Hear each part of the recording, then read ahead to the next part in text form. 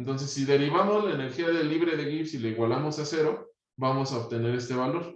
Entonces, vamos a poner la derivada de ns, que es este. Esta parte h y esta parte t y esta parte k no dependen de ns, ¿verdad? Entonces, como no depende de ns, donde ns es la cantidad de efectos por volumen, entonces, como no depende, pues este operador se brinca h, se brinca k, se brinca t, y aquí ya nada más hay que resolver. Y esto es igual a 0. ¿Les parece si les doy 5 minutos y la resuelven? ¿N depende de ns? No. Ln, bueno, logaritmo natural de n, tampoco. A ver, recordatorio rápido, ¿qué cosa es n?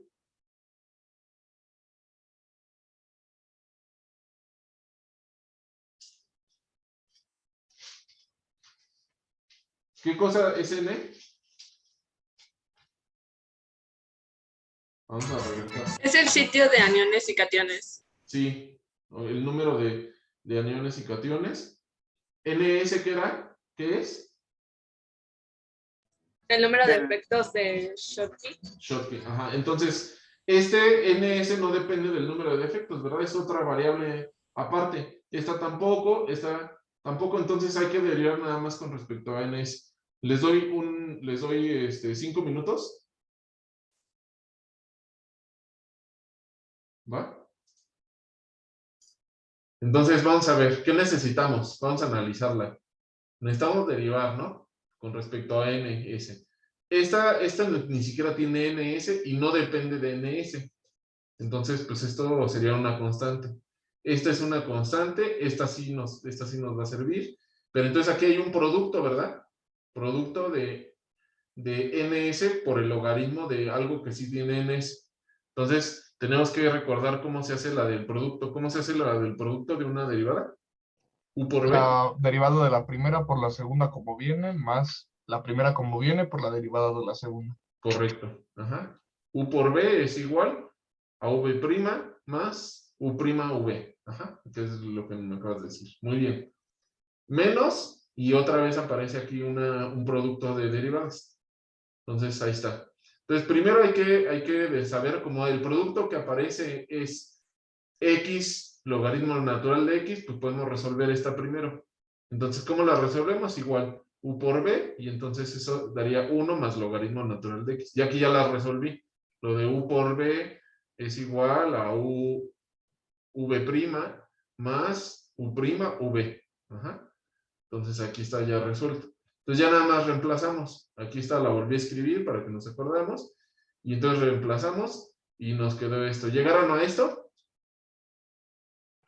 Ya quitando los unos, sí. Sí, quitando los unos. Este 1 viene de más logaritmo natural de ns, derivada de ns. Y acá la derivada de ns también. Entonces ahí quedó 1. Muy bien. Y entonces ya podemos reducir, que damos este 1 y menos 1. Y acuérdense que el logaritmo natural menos logaritmo natural es igual al logaritmo natural de el denominador, que sería el que tiene el positivo, y el denominador es el que tiene el signo negativo. ¿Sí?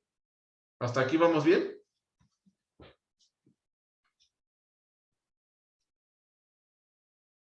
¿Sí? O ya, a ver, analícenla. Dicen si vamos bien.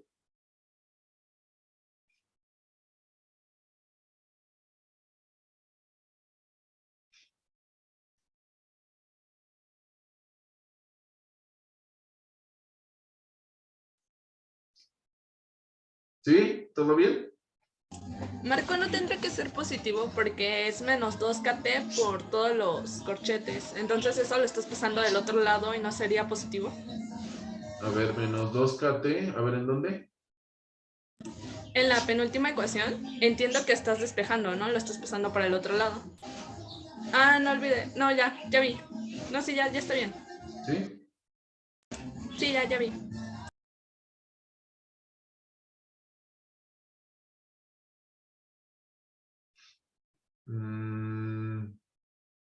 Más bien en la última, ¿no? Ah, pero espérame, a ver.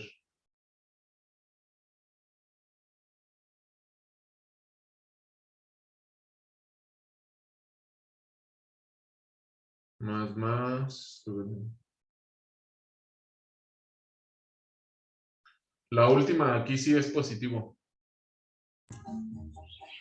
Ah, ¿Sí, sí, no? sí, porque el signo del logaritmo es por lo que bajaste el ns, ¿no? Sí. Ah, entonces sí tendría que ser positivo. Este signo de aquí. Déjenla Ajá, corrijo. Déjala corrijo de una vez. sí. Esto es de otra cosa.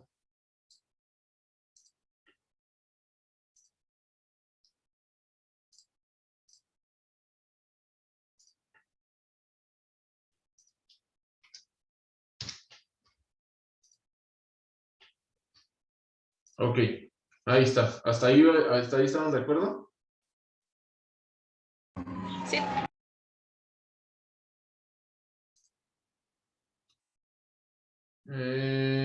A ver.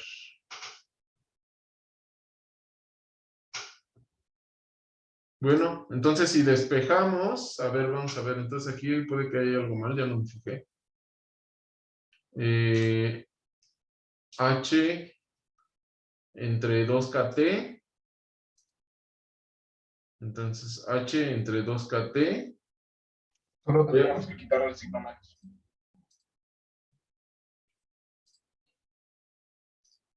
Al exponente.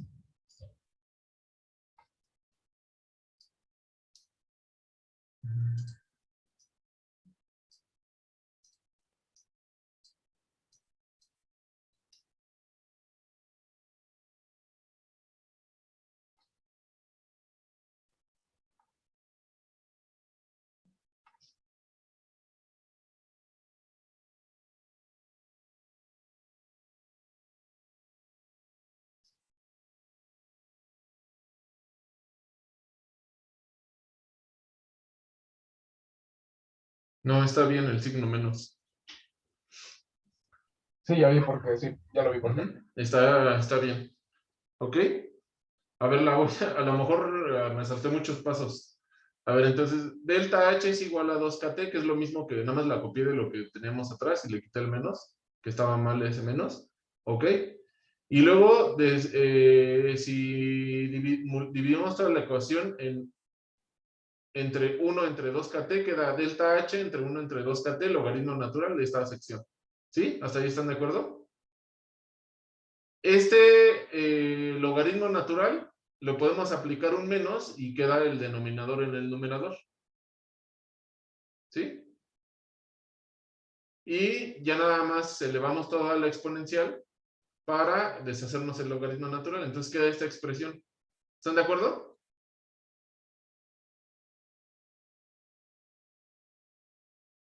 ¿Sí?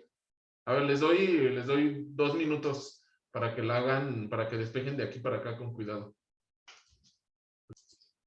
Listo, entonces ya llegamos a esta expresión.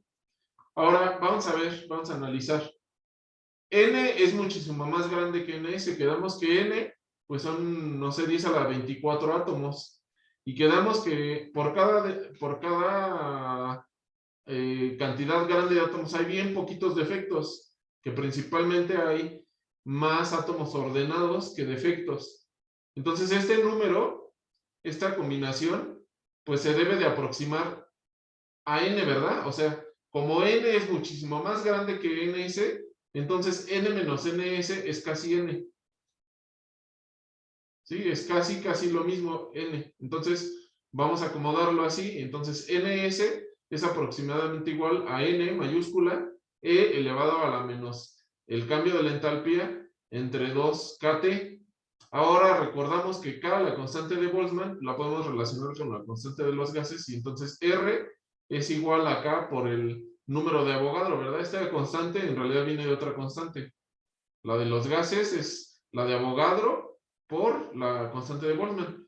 Entonces, si queremos hacerlo de forma molar, o sea, por cada mol, o sea, la entalpía molar, pues nada más lo escribimos como 2RT, ¿sí?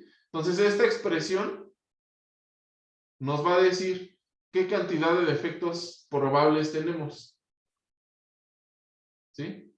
esta es la expresión con la que inicié este tema, que les dije que podemos llegar a relacionar. Ajá. Pues con esta expresión determinamos, o si sabemos la cantidad de efectos, podemos determinar la entalpía. Pues normalmente lo que sabemos es la entalpía, la temperatura, esta es una constante, este es un 2, y este es el número de átomos. El número de átomos lo podemos saber por la celda unitaria. Si tenemos un mol, pues ya sabemos cuántos átomos hay de acuerdo a la celda unitaria. ¿Sí? Si queremos analizarlo en chiquito, en solamente una celda, podemos utilizar esta expresión, porque no es por mol, esta sí es por mol. Vamos a ver, ¿qué nos quedamos? Vamos a ver, bueno. Ahora, de igual forma podemos hacerlo para defectos Frenkel. Ese fue para defectos Schottky, pero la expresión es muy similar. Ajá, nada más que en el caso de los defectos Frenkel, lo único que tenemos que hacer es considerar que hay posiciones intersticiales. ¿Se acuerdan que los defectos Frenkel tienen que ver con que los átomos se van y se acomodan en posiciones intersticiales? Entonces es una expresión muy, muy similar, pero vamos a utilizar NI, donde NI es el número de defectos o el número de posiciones intersticiales. Y en vez de entalpía de Schottky, pues vamos a utilizar la entalpía de formación, digo, de Frenkel, y NF también sería el número de defectos Frenkel. Entonces es una expresión muy similar. Aquí está mal. Aquí es una K, aquí en R. La voy a corregir de una vez, si no luego... Profesor, ¿cuál es la diferencia entre la entalpía de Schottky y la entalpía de Frenkel? O sea, pues es la energía, es un tipo de energía que se requiere para que se forme el defecto, para que se forme el defecto Schottky o para que se forme el defecto Frenkel. Esa es la diferencia.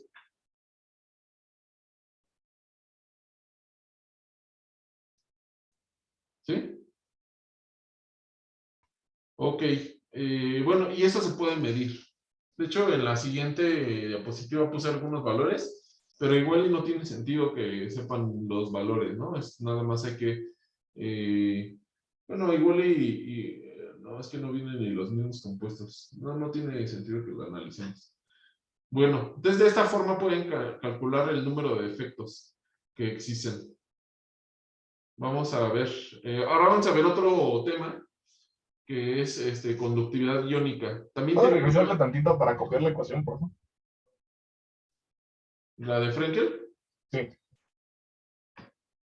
pues es la misma. O sea, es prácticamente la misma, pero ahora tiene N mayúscula subíndice I, donde ese es el número de intersticios disponibles. Y además está raíz cuadrada de eso. Sí, pero si te fijas N por NI, si fuera la misma N, entonces queda la raíz, o sea, se anularía la raíz cuadrada. O sea, es prácticamente muy similar. Vale, gracias.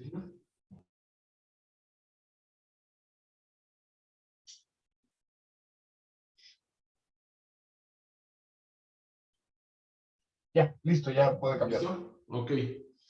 Bueno, vamos a ver otro tema que también tiene que ver con defectos, pero es relacionado a la conductividad.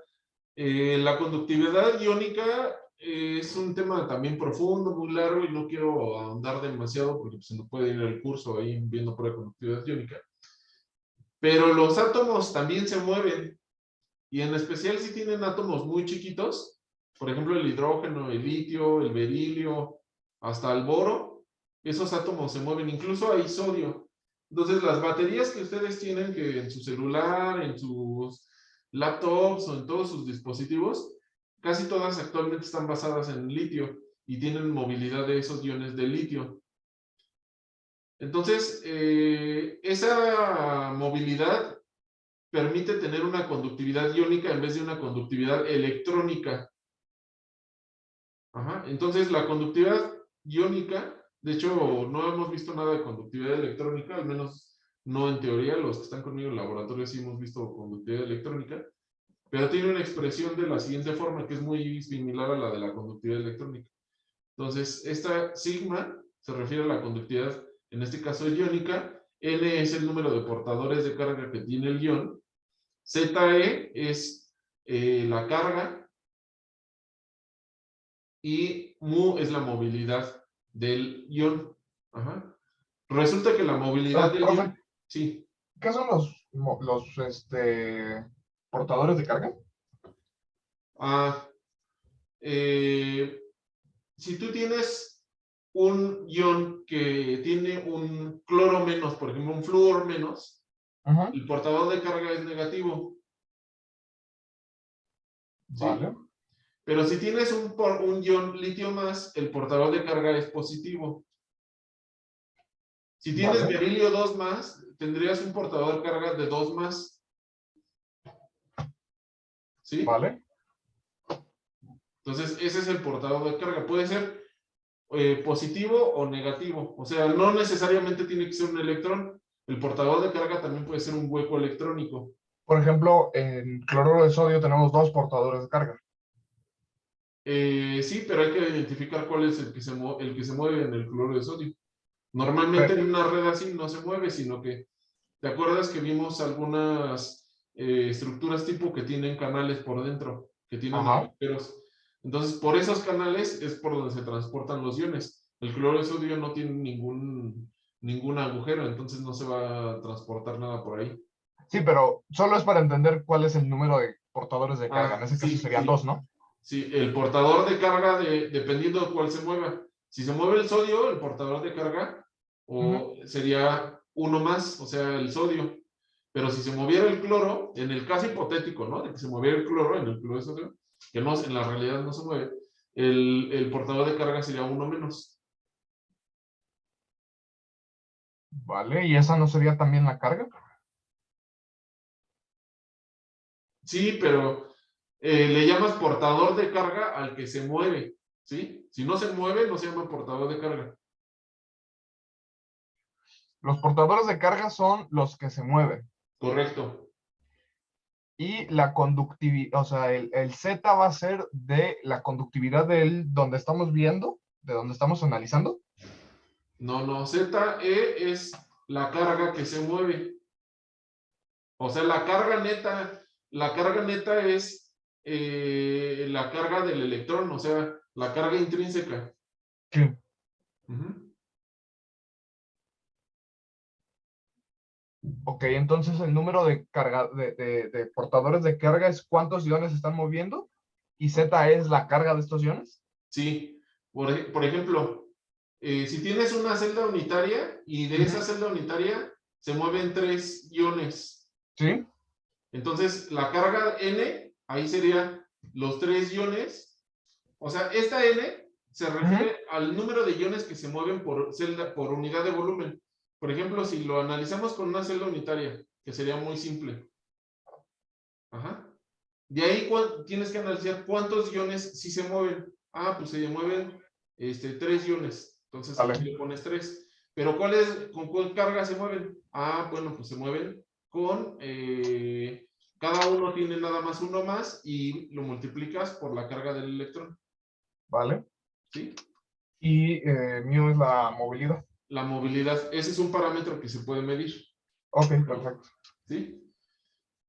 Bueno, pues resulta que esta expresión de movilidad tiene la misma forma que lo que acabamos de ver, de la energía E a la energía entre KT. ¿Sí? Todas las expresiones que tengan que ver con energía de activación van a tener esta forma, la cual la conocemos con la ley de Arrhenius.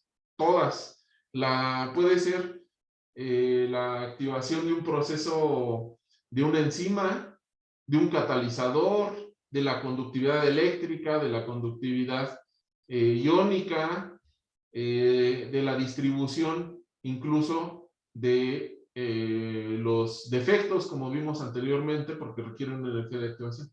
Entonces, todos los fenómenos que tengan una energía de activación se pueden describir con esta forma. Ajá. Entonces, la movilidad no es la excepción. La movilidad también tiene la misma descripción. ¿Sí? Ok, bueno, hasta ahí vamos a ver con conductividad iónica. No quiero extenderme en ese tema. Faltan 20 minutos y lo que vamos a hacer un experimento y los voy a dejar ahí con la incógnita de la siguiente clase.